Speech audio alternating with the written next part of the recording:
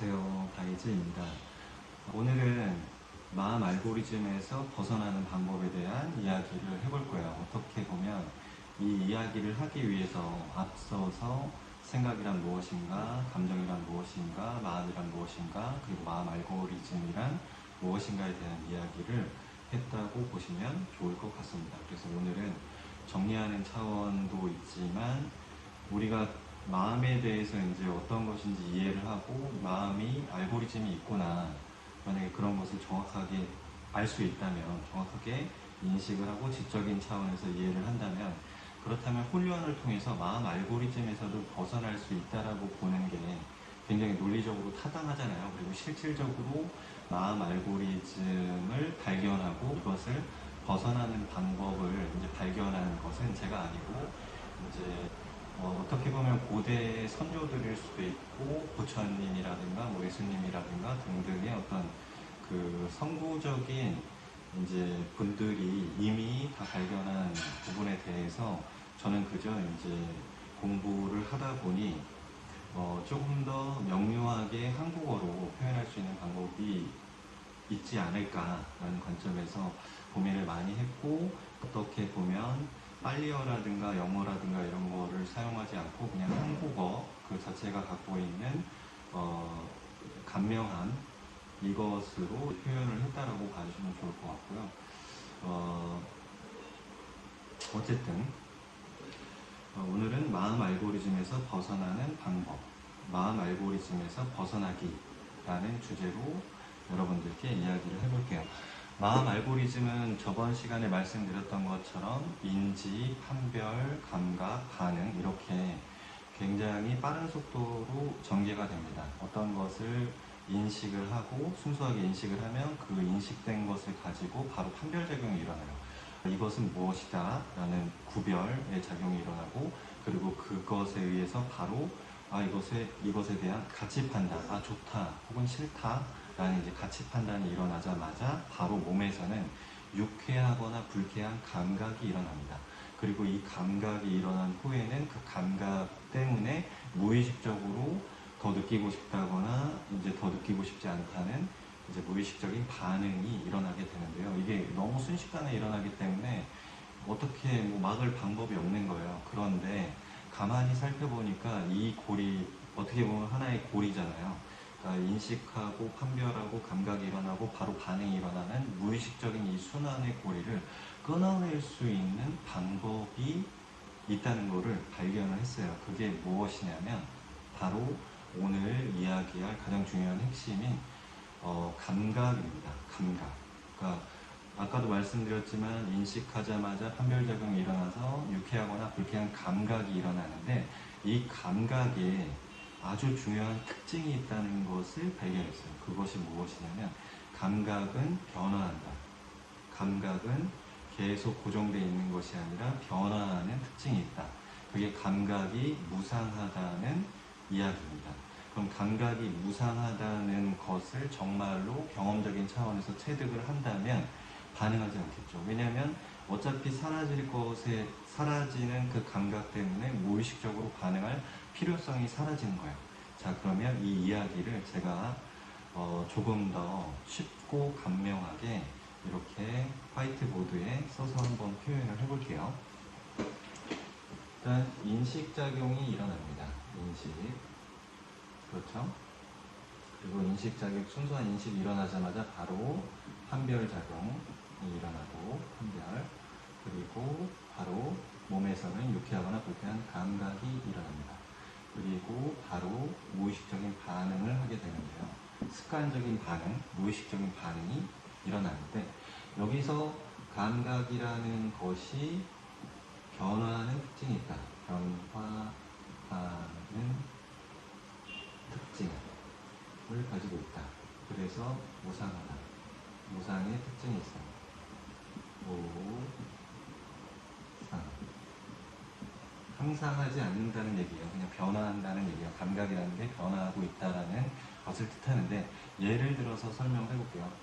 인식작용에서, 그러니까 인식은 순수한 인식이라고 했잖아요. 순수한 어떤 느낌을 있는 그대로 받아들이는 거.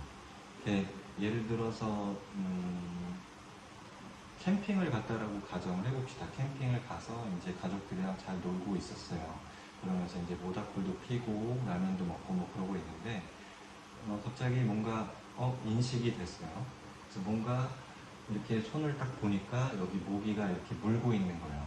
그래서 그 판별작용이 이제 어떡하지? 뭐 이런 판별작용이 일어나면서 바로 모기가 문 후에 이제 벌겋게 부으면서 가려운 감각이 일어나기 시작합니다. 근데 가려운 그 자체는 순수한 인식으로 봤을 때는 호불호가 없어요. 사실은 가치 판단 같은 게 없어요.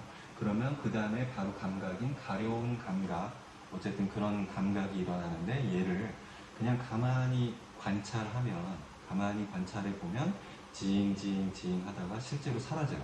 그래서 이것은 변화하는 특징이 있다는 걸 발견했는데, 일반적인 경우에는 어떻게 되냐면 가렵다는 인식이 일어나자마자 바로 어떤 감각이 일어나자마자 가렵다는 구별을 하고, 그 구별에 의해서 모기가 물었어, 나 싫어, 막 이러면 감각이 똑같은 가려움이지만 굉장히 느끼고 싶지 않아, 막 이러면서 막 이렇게 긁을 수도 있고 이제 십자가를 만들 수도 있고 막 이런 무의식적인 반응을 해요. 자기가 과거에 했을 때 효과가 있었던 방법으로 이렇게 뭐 물파스를 바른다던가 뭐 이렇게 그 굉장히 이제 급한 마음으로 막 이런 일들을 처리하게 되거든요.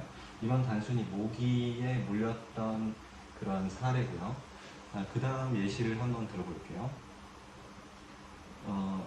어느 날 이제 길에서 이제 길을 가고 있는데 무언가 형체를 봤어요. 그냥 순수하게 이제 인식을 했어요. 근데 그 사람이 자기가 이제 10년 전에 만났던 사람인데 그때 당시에 나에게 어떤 사기를 친 누군가를 만난 거예요. 뭐 한 몇십만 원 정도 삥 뜯고 이제 간 그런 사람인데 그 사람을 인식 판별적용에 의해서 나한테 사기친 놈, 나쁜 놈 이런 가치 판단을 해요. 가치 판단을 하자마자 그럼 몸에서는 약간 이제 불쾌한 감각이 일어나면서 불쾌한 생각과 어떤 불쾌한 감각들이 막 일어나면서 그 사람을 피하고자 하는 혐오의 반응이 그냥 무의식적으로 일어나거든요. 그런데 만약에 이 감각이 무상하다는 특징이 있다는 것을 정확하게 이해하고 있다면 일단은 이 나쁜 놈이라고 하면서 불쾌한 감각이 일어나지만 그것을 관찰할 수 있게 되는 거예요. 감각을 관찰할 수 있게 돼요. 그럼 이걸 관찰을 하다 보면 이 안에서 몸에서 불쾌한 감각, 열감이라든가 배가 뒤틀린다는 느낌이라든가 이런 것들을 관찰을 하기 시작하면 배가 이제 스르르 사라지거든요. 계속 변화하는 특징이 있으니까. 그러면은 결코 어떤 혐오라든가 아니면 더 느끼고 싶다 등의 반응까지 일어나지 않게 되는 거예요. 그리고 또 한 가지 이제 사례를 보면 어떻게 그러면 감각이 무상하다는 것을 경험적인 차원에서 알 수 있느냐 이런 부분도 있을 텐데 제가 사실 명상이라는 것 자체 이제 가부좌를 틀고 앉아가지고 하는 그 행위 자체에 대해서 사실은 선입견을 굉장히 갖고 있었어요. 이제 한별 에고에 오르겠죠. 그래서 그것만 봐도 저런 걸 왜 해? 막 이러면서 약간 어떤 색안경을 끼고 보는 경향이 있었는데 제가 공황장애에 걸렸잖아요. 공황장애에 걸리고 나서 어떻게 하다 보니까 이제 윗바사나 명상을 접하게 됐고 이론적인 측면이 납득이 되더라고요. 그래서 실질적으로 그러면은 한번 나도 해볼까 하고 가부좌를 틀고 앉아 있는데 그 SM 고행카의 명상 방법이거든요. 그래서 그것을 쭉 보니까 그렇게 이야기를 하더라고요. 감각은 무상한데 실제로 이것을 경험적인 차원에서 어떻게 즉각적으로 이해할 수 있느냐. 실제로 가부좌를 틀고 앉아 있으면 한 20분에서 40분 정도가 되면 다리가 마비가 되거든요. 다리가 마비가 되면서 굉장히 큰 어떤 두려움도 올라오고 어마어마한 감정의 폭풍과 어떤 그 마비되는 그 불쾌한 감각의 어떤 느낌을 받거든요. 그래서 처음에는 저도 감각이 무상하다, 감각은 변화한다는 얘기를 믿지도 않고 그리고 그게 무슨 소리야 했는데 실제로 그것을 경험하다 보니까 40분에서 45분 딱 되는데 갑자기 눈을 감고 감각을 그냥 있는 그대로 알아차리고 있는데 다리가 쭉 마비되더니 갑자기 다리가 타다다다다다다다닥 하면서 풀리는 거예요. 굉장히 시원한 감각을 느끼면서 이제 1시간의 어떤 그 시간을 다 채워도 전혀 문제가 없는 그 경험을 계속 하다 보니까, 그러니까 처음 명상을 시작해서 3개월 정도 후에 1시간씩 명상을 할 수 있게 됐어요. 그래서 한번 앉으면 1시간 앉아 있는 것 자체도 부동의 자세로 마음의 평정심을 가지고 그렇게 앉아 있을 수 있게 됐는데, 어쨌든 그러다 보니까 감각이 무상하다는 것 자체가 경험적인 차원에서 그냥 알게 된 거죠. 그러다 보니 어떤 상황이라든가 그런 것들이 발생해서 불쾌한 감각이 올라오더라도 그것에 바로 즉각적인 반응을 하는 게 아니라 관찰을 할 수 있게 되더라고요. 그래서 관찰을 할 수 있게 돼요. 그래서 여러분도 만약에 이 감각이 무상하다는 것을 경험적인 차원으로 알게 되면, 이 알고리즘이, 마음 알고리즘이 이렇게 돼 있잖아요. 마음 알고리즘. 그럼 이것을 벗어나려면 벗어나기.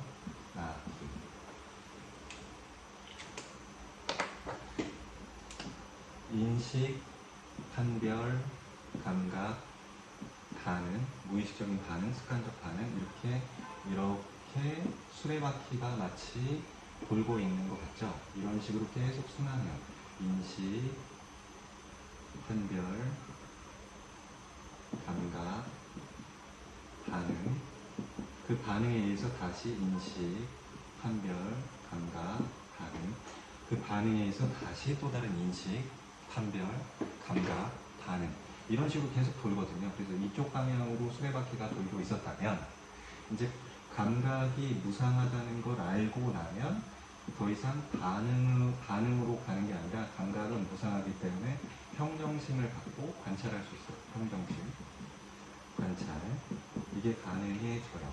그럼 평정심을 가지고 관찰을 계속 할 수 있게 되면 더 이상 감각에 의해서 반응으로 가지 않고, 이제는 감각이 이제 무상하니까 사라지고 나면 이 에고의 작용도 계속 영향을 받겠죠. 에고적인 작용이 영향을 받고, 판별 작용이 더 이상 일어나지 않고, 이제는 결국에는 순수한 인식만 남겠죠. 순수한 인식. 그래서 수레바퀴를 거꾸로 돌리는 거야. 거꾸로 돌리는 겁니다. 그래서 결국에는 이 포인트예요. 감각이라는 것이 무상하다는 걸 알면 더 이상 감각 때문에 반응하는 삶을 사는 게 아니라, 감각이 무상하기 때문에 이제 판별작용에, 에고에 영향을 계속 줄 수 있게 돼요. 그래서 이것이 내가 구별하고 좋다 나쁘다라는 판단이 실상이 아니라 그냥 에고적으로 내가 선호하는 것, 나의 의견, 나의 몸, 내 것, 뭐 이런 것 때문에 사실은 계속 감각이 유쾌하거나 불쾌해지고 반응으로 올라왔잖아요. 그런데 감각이 무상하다는 걸 알게 되고 평정심을 가지고 관찰할 수 있게 되니까 점점 판별작용, 에고의 작용이 점점 줄어들면서 결론적으로는 순수한 인식만 남게 되는데, 그래서 순수한 인식은 뭐냐면, 오감의 영역에서 볼 때는 본만 있어요. 그리고 들을 때는 들음만 있어요. 그리고 냄새를 맡을 때는 냄새 맡음만 있어요. 그리고 무엇을 만질 때는 그것에 대한 접촉만 있어요. 접촉. 그 느낌만 있어요. 그리고 뭐 어떤 맛을 볼 때는 그냥 그저 순수한 맛만 있는 거예요. 이렇게 부처님이 표현을 한 게 있는데, 그분이 마지막에 표현하는 것이 이걸 느끼는 나는 없어요. 나라는 것은 없어요. 라는 말로 끝맺음을 해요. 그래서 이 나는 없다는 이 이야기에 대한 부분을 이제 다음 시간에 다시 한번 해볼 텐데, 오늘은 마음 알고리즘에서 벗어나기를 한번 다시 정리를 해볼게요. 마음 알고리즘은 인식에 의해서 바로 그 오감, 마음의 작용인 마음이란 무엇인가 해서, 마음이라는 것은 오감을 경험하게 해주는 일종의 에너지장이라고 표현했어요. 그럼 그것이 바로 인식인데, 마음 안에서 인식이 되면 바로 그것에 대한 판별작용이 일어나요. 이것과 저것에 대한 구별, 그리고 남자와 여자의 구별, 그리고 뭐 이것은 책상이다, 이것은 자동차다라는 그런 구별에 대한 것에 대해서 바로 이제 나의 입장에서 본 가치 판단, 이것은 좋다, 싫다, 그러니까 나의 경험이죠. 내가 경험한 것들 때문에 나라는 것이 있다라고 보면 그 정체성, 그것으로 가지고 가치 판단의 작용이 일어나겠죠.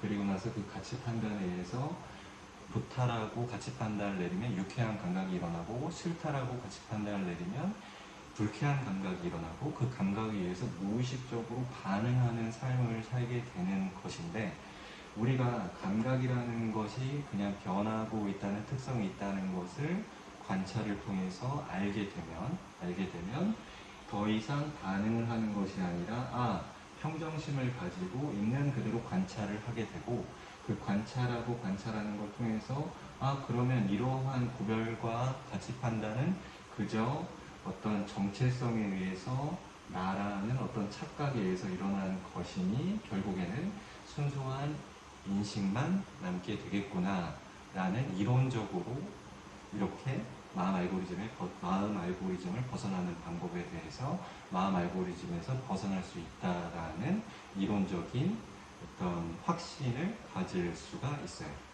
그래서 이렇게 오늘 마음 알고리즘에서 벗어나는 방법, 마음 알고리즘 벗어나기에 대한 이야기는 이렇게 오늘 강의는 이렇게 정리하도록 할 거고요. 다음 시간에는 나는 없다. 대체 나는 없다라는 말이 무엇인지, 그리고 좀 쉽게 나는 없다라는 것을 이해할 수 있는지, 혹은 나는 무엇인지, 나는 무엇인가 라는 주제로 또 돌아올게요.